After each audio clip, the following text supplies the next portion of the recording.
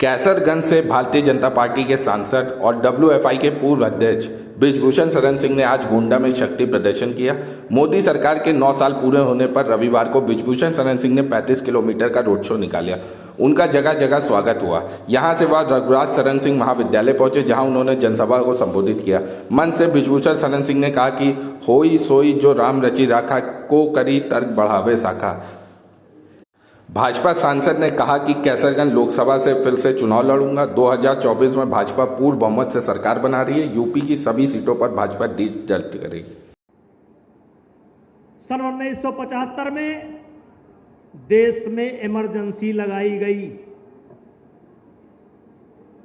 देश के तमाम नेता जहां पर बंद थे, वहीं पर हमारे भी गोंडा जिले के बहुत से नेता बंद थे।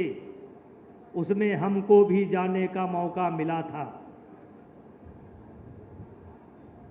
भाइयों, मैं कहना चाहता हूं, इस देश में जब लोकतंत्र की एक तरीके से हत्या की गई, देश में इमरजेंसी लगाई गई, उस समय भी कांग्रेस के ही सरकार थी। और सन 1984 में जब सिखों का कत्लेआम किया गया, उस समय भी कांग्रेस की ही सरकार थी। मेरे भाइयों, आज कांग्रेस के लोग पूछते हैं कि मोदी जी ने क्या किया। तो मैं कांग्रेस के लोगों से पूछना चाहता हूं कि मोदी जी ने क्या किया, वो तो हम बताएंगे, लेकिन आप बताओ, राम जन्मभूमि का जब केस हाई कोर्ट में चल रहा था, उस समय फैसला ना आने के विरोध में कांग्रेस वकीलों की फौज क्यों खड़ी करती थी? जब आतंकवादियों के लिए इस देश में यह भी गवाह है कि आतंकवादियों को फांसी न होने पाए, सुप्रीम कोर्ट को रात में सुप्रीम कोर्ट का ताला खुलवाया गया, तब भी कांग्रेस की ही सरकार थी, दूसरे की सरकार नहीं थी। मेरे मित्रों, और जब उरी में जब पुलवामा में हमारे सैनिकों की हत्या होती है और प्रधानमंत्री जी के नेतृत्व में हमारे सैनिक सर्जिकल स्ट्राइक करते हैं और एयर स्ट्राइक करते हैं, तब इस देश के कांग्रेसी हमारे सेना से सबूत मांगते हैं। यही नहीं, जब हमारे देश के वैज्ञानिकों ने कोरोना की दवाई बनाई, तब भी इन्होंने सबूत मांगे। इसलिए मेरे भाइयों,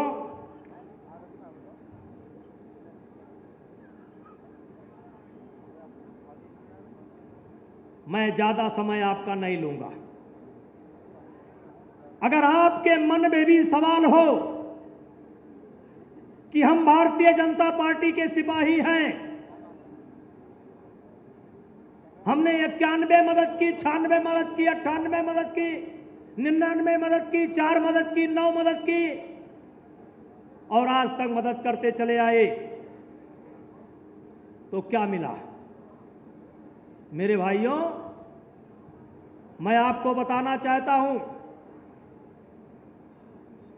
कि देश में एक ऐसी स्थिति आ गई थी, 2014 के पहले एक ऐसी स्थिति आ गई थी कि दुनिया के जितने भी विद्वान हैं, जो राजनीति के पंडित हैं, उन्होंने कहना शुरू कर दिया था कि इस देश के अंदर अब किसी भी पार्टी की सरकार बहुमत की नहीं बनेगी।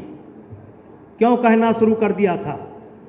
कि सन 1984, फिर ले चलता हूं, 84 में इंदिरा जी की हत्या हुई थी, सहानुभूति की लहर थी, राजीव गांधी की पूर्ण बहुमत की सरकार बनी थी।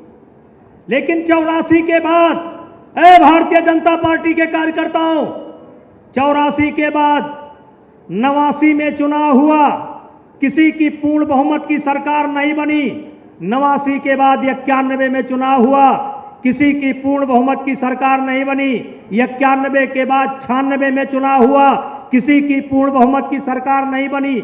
96 के बाद 98 में चुनाव हुआ, किसी की पूर्ण बहुमत की सरकार नहीं बनी। 98 के बाद 99 चुनाव हुआ, किसी की पूर्ण बहुमत की सरकार नहीं बनी। 99 के बाद 2004 में चुनाव हुआ, किसी पार्टी की पूर्ण बहुमत की सरकार नहीं हुई। और 2004 के बाद 2009 में चुनाव हुआ और किसी पार्टी की पूर्ण बहुमत की सरकार नहीं बनी।